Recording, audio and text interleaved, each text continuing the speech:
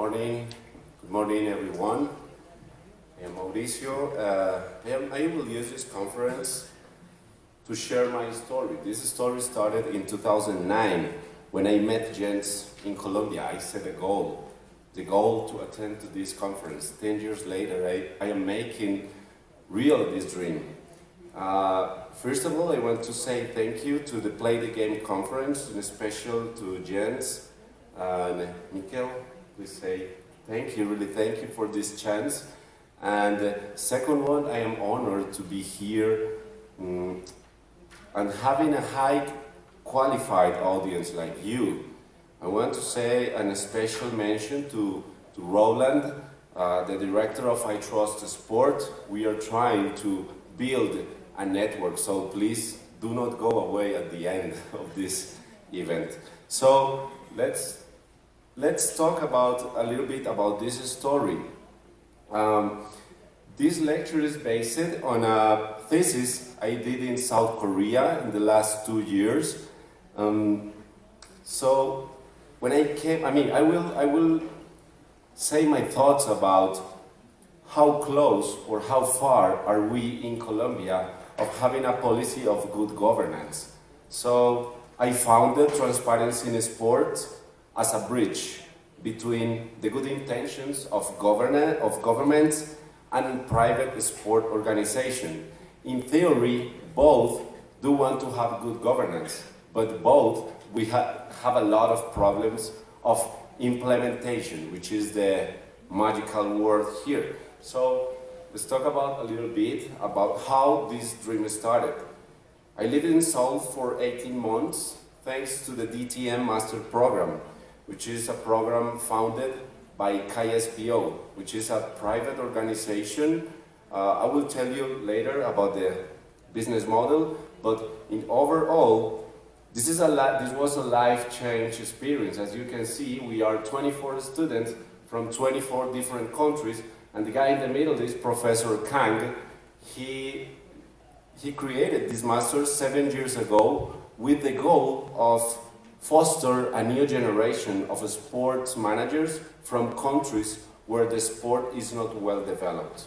So my thesis was about the basic universal principles of good governance of the IOC. What I wanted to do was to compare the knowledge and the perception of the executive board members and athletes. Let's talk about a little bit about the context of sport in Colombia. Right now, in my country, football professional soccer players are doing a strike because they are requesting, between others, share revenues, social security, a new calendar. Second one, there are allegations of match fixing and result of ticketing. People in the National Federation, they are saying that the Asian mafia is trying to infiltrate our system, and they can say that we have our own. Maria Luisa Calle, the girl you can see there, she won a bronze medal in Athens in 2004. She was banned for doping by the time. She lost her medal, but the NOC and government they appealed under the CAS, and after 1 year, she got her medal, go back, and she recovered the medal and her honor. But 11 years after, she had the same problem again, but with one difference. No medal were involved in the deal. So she was completely dismissed by the system. We have a system which only support athletes when they are winning, or they are giving a high performance and result. We don't have white elephants. In some cases, we just have unfinished venues. So the context is quite problematic. And also, when I asked my professors in the Seoul National University, I asked to all of them, how is the status of studies who take in account the voice of athletes? And some of their replies were like this. In overall, the voice of the athletes is not well taken into account, unfortunately. So what I did was a survey.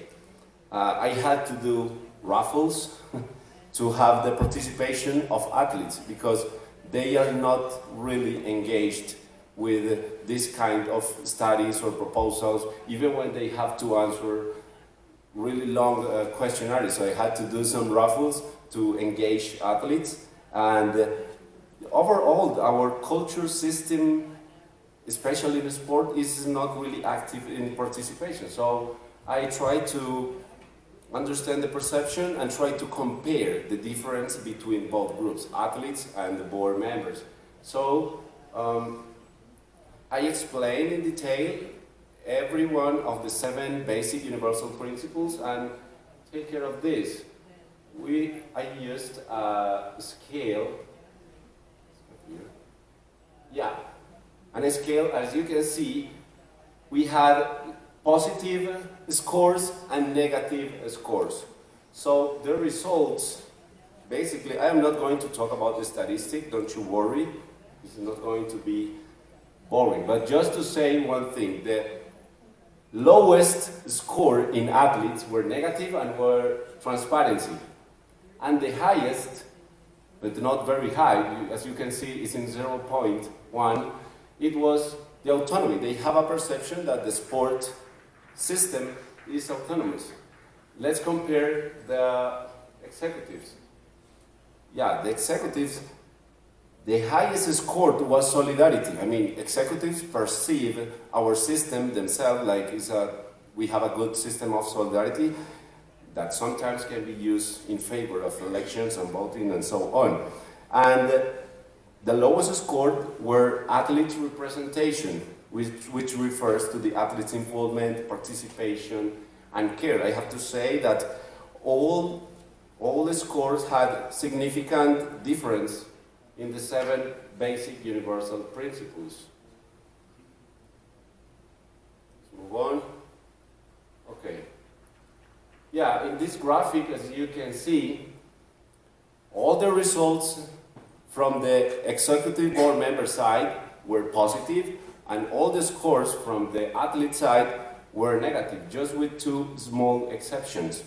But what I want to say here is that the sport movement cannot reform itself.